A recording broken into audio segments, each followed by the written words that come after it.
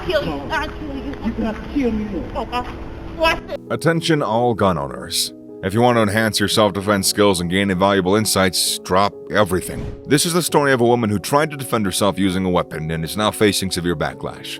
There are a few crucial aspects to consider here. First and foremost, it's important to note that the woman involved in the accident was an off-duty police officer. It is vital to understand that her occupation should not overshadow the circumstances surrounding what happened. She was not in uniform then, and her firearm she carried was her off-duty weapon. Therefore, for all practical purposes, we can view her as an ordinary citizen who happened to be carrying a concealed firearm. I emphasize this point because there may be individuals from the gun control advocacy side who may attempt to dismiss or downplay the situation solely based on her being a police officer. So it's essential to recognize the facts that any regular citizens could find themselves in the exact same situation. It's crucial to look at this incident from the perspective of a concealed carrying citizen facing a similar set of circumstances. I'll kill you. I'll kill you. You can have to kill me. Watch this. I'm sorry. You got me. Okay. Dang, you shot me for real. Damn, baby, I'm sorry. Okay. Let's go right now. Okay, I'm sorry. Damn, baby. Now you go down for this. Damn, I'm sorry. Call the police! Please! Call the police right now! I'm sorry, baby. Don't go down and shoot you, didn't I?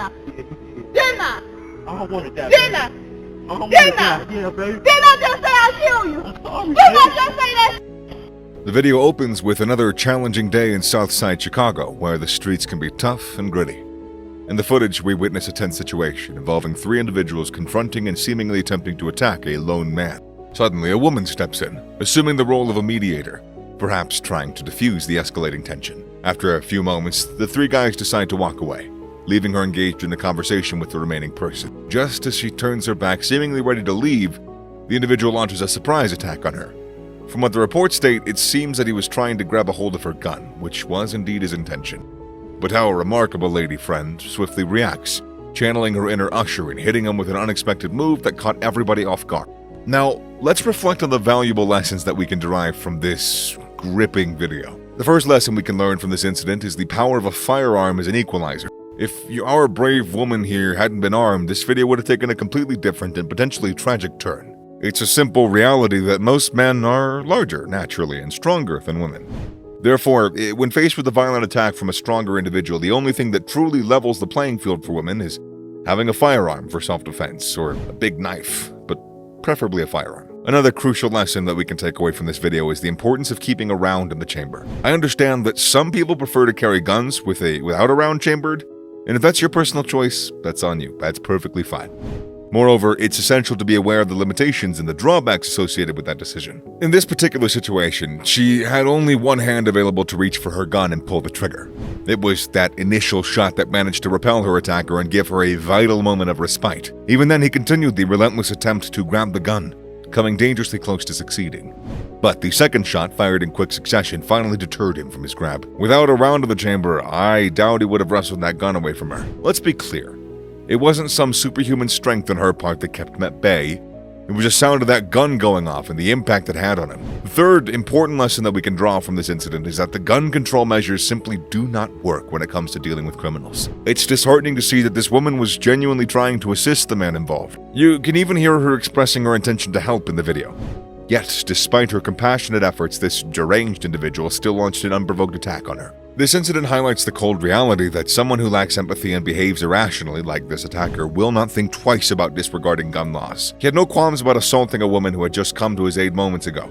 Criminals like him have no interest in reason or compliance with regulations. They operate on the sole purpose of seeking out victims. The only thing they understand and respect is the potential resistance from a person armed with a gun. No matter how many laws we enact, it is crucial to recognize that they will not deter criminals like this individual. They're determined to inflict harm regardless of legal restrictions. It's a sobering reminder that the true defense against criminals lies in the ability of potential victims to protect themselves with firearms. The fourth valuable lesson that we can take away from this incident is the importance of obtaining some form of concealed carry insurance. Here's why I emphasize this point.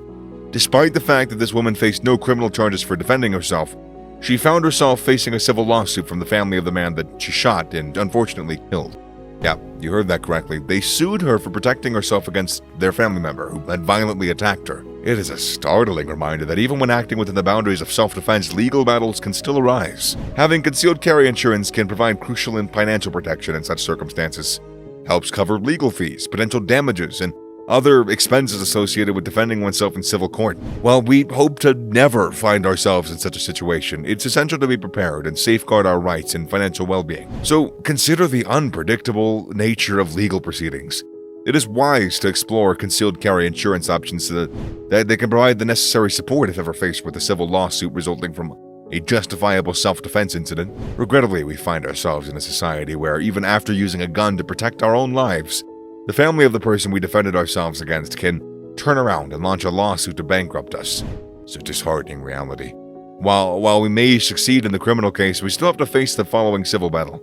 That is precisely why it becomes crucial to have some form of concealed carry insurance in place, such as the one offered when becoming a member of the USCCA, United States Concealed Carry Association. By obtaining concealed carry insurance like that provided by USCCA, you not only gain access to skilled attorneys who can assist you in both the criminal and the civil cases, but you also receive coverage for any collateral property damage that may occur in the act of self-defense. This comprehensive insurance package offers a sense of security and peace of mind, knowing that you have legal experts by your side and potential financial support in the face of unexpected legal proceedings. In a world where self-defense actions can lead to unexpected legal ramifications, having concealed carry insurance becomes a prudent choice.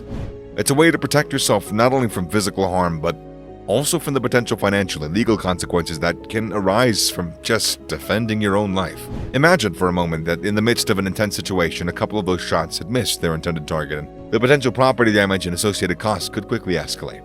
However, with the membership from the USCCA, United States Concealed Carry Association, you can have peace of mind knowing that you'd have coverage for such collateral damage. Personally, I believe USCCA provides the best concealed carry insurance, which is why I choose to work with them exclusively. Nevertheless, regardless of the provider, you gotta have some kind of concealed carry insurance. You got to have something. In today's litigious society, with a very professional way of saying we will sue the pants of anybody that breathes and has a dollar in their pocket, people are often all too quick to file lawsuits for no reason at all. Or some reason at all. Point being, it's very popular. Having that insurance offers a layer of protection, not only for potential legal battles, but also for any unexpected property damage that may occur during a self-defense incident. So whether you decide to go with the USCCA or another reputable provider, it's wise to invest in some form of concealed carry insurance. It's a proactive step towards safeguarding yourself against the unfortunate reality of being targeted with lawsuits for any reason, even when you're acting in self-defense. Lastly, let's reflect on the reality of open carry, an aspect highlighted by this video. Personally, I don't have any issues with people openly carrying firearms, but it's important to acknowledge that it does come with certain risks. One of those risks is the fact that everyone around you, including criminals, becomes aware that you have a gun on your person. In this particular incident, the attacker clearly knew the woman had a firearm, and he made a deliberate attempt to seize it. That can happen to anybody who openly carries. Criminals, often lacking sound judgment, act impulsively. Witnessing a visible firearm can be like a precious bait to their golem-like tendencies. At the end of the day, the assailant learned the hard way that something has been recognized for decades. God made man, but Samuel Colt made them equal. While open carry remains a personal choice, it's vital to understand the potential consequences and exercise caution. Awareness of the increased attention and potential targeting that can come with open carry can help us make informed decisions about how we choose to carry our firearms. It's incredibly daunting to contemplate the moments leading up to, during, and even after having to use your gun in self-defense. When you first begin carrying a firearm for personal protection, it can be overwhelming and a nerve-wracking experience, especially if you haven't received the proper education and training to build confidence. As a member of the USCCA, you can alleviate some of the stress associated with carrying a gun for protection. You gain access to a wealth of incredible resources, including a comprehensive firearm education course, training, and up-to-date state-specific gun laws, whether for your own states or for states you might travel to. This knowledge helps you be prepared for potential situations, or ideally, to prevent them altogether. In addition, as a USCCA member, you automatically become insured under their self-defense liability insurance policy. Provides an extra layer of protection in case you ever have to use your firearm in self-defense. It's truly empowering to have access to the most effective tool for protecting yourself and your loved ones. Don't forget to hit that subscribe button. Just like the valuable lessons we've discussed in this video regarding your safety, do not be timid. There's no doubt about it. For more videos like this, click on the links popping up on your screen, yada yada, bye.